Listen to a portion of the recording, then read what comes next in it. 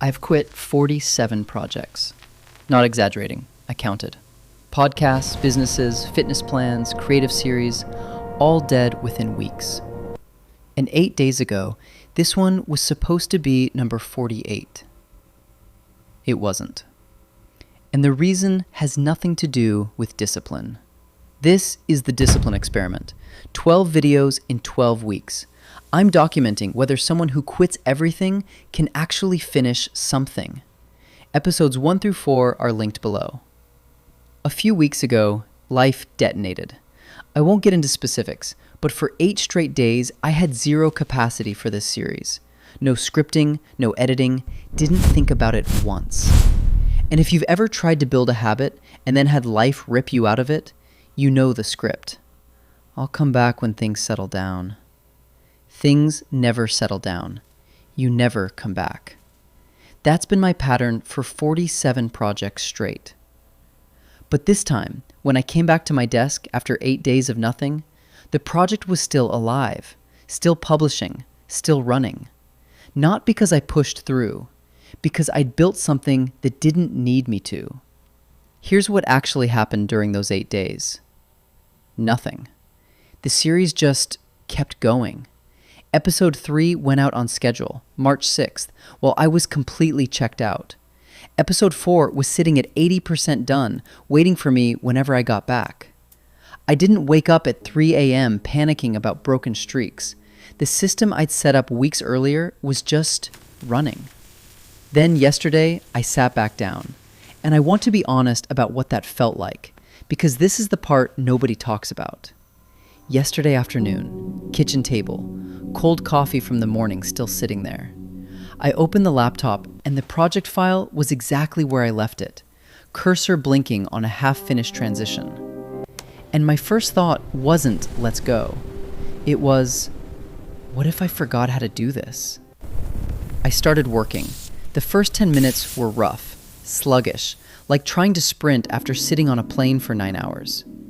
But by minute 20, it was back. Not perfect, but functional. And functional was all I needed. An 8-day gap, the thing that would have killed this project 3 months ago, didn't even leave a scar. Here's the part that actually matters. Not my story, but the principle underneath it. Most people treat consistency like a streak on a calendar app. Miss one day, the chain breaks. Miss a week, the project's dead. Start over in January.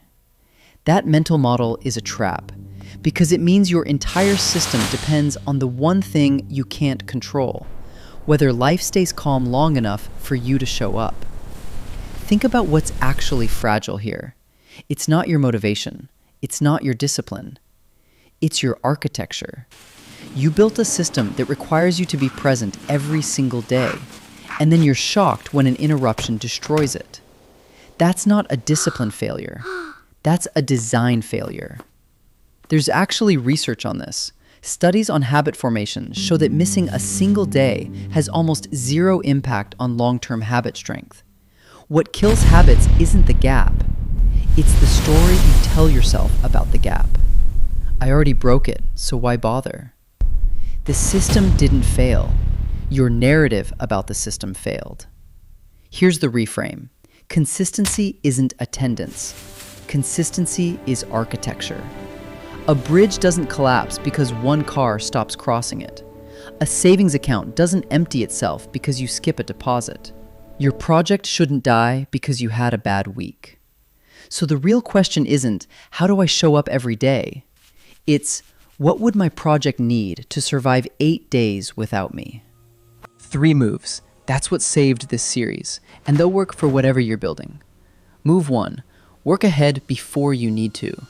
2 weeks before chaos hit, I had one productive weekend. I bashed episodes 1, 2, and 3, scheduled the uploads, locked in the dates. I wasn't being strategic. I was just in a flow state, and I wrote it. That one weekend bought me a month of runway. Here's the principle. Productive energy comes in waves. Most people waste their peaks doing the same amount of work they do on a low day. Instead, when you feel sharp, go hard, bank the surplus, build the buffer, because a bad week is always coming. You just don't know when. If you meal prep, don't prep for 3 days, prep for 10. If you write content, don't draft 1 post, draft 6. Work ahead when you can, so the system runs when you can't. Move 2. Make coming back easier than quitting. When I sat down after 8 days, episode 4 was 80% finished. I knew exactly what was left, 30 minutes of polish and an export. That's not an accident. I'd stopped mid-project at a point where the next step was obvious and small. Compare that to quitting entirely, breaking a public commitment, explaining to whoever's watching that I gave up again. That path was actually harder. Before you step away from anything, ask yourself, when I come back, will the first step take 5 minutes or 5 hours? If the answer is 5 hours, you won't come back. Leave yourself a breadcrumb trail, a half-written draft, an open document with the next sentence already started. Make re-entry frictionless. Move 3. Lower the bar for your comeback. My first session back was not my best work. Episode 4 isn't as polished as episode 3. I don't care, because the only metric that matters after a break is binary. Did I come back? Yes or no. Not did I come back at full capacity. Not did I come back inspired. Just did I sit down and do the next thing. Your first workout after a week off doesn't need to be a PR. You just need to make contact with the work again. Perfection after a gap is the enemy of continuation. Lower the bar, clear it, then raise it later. Now, I want to be careful here, because I don't want you to hear build a system and think that means you can coast. Systems don't replace effort, they replace panic. The work still has to happen, the sessions still have to be hard, but the system makes sure that when you miss, and you will miss, the project is still there when you get back. It's not a shortcut, it's a safety net.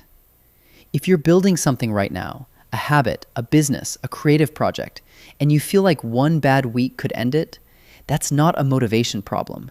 That's an architecture problem. Fix the architecture. And if you want to watch someone test this in real time, subscribe. Because this experiment isn't about discipline anymore. It's about whether a system can be stronger than the person who built it. 47 projects dead. This isn't one of them. The series is still here. So am I.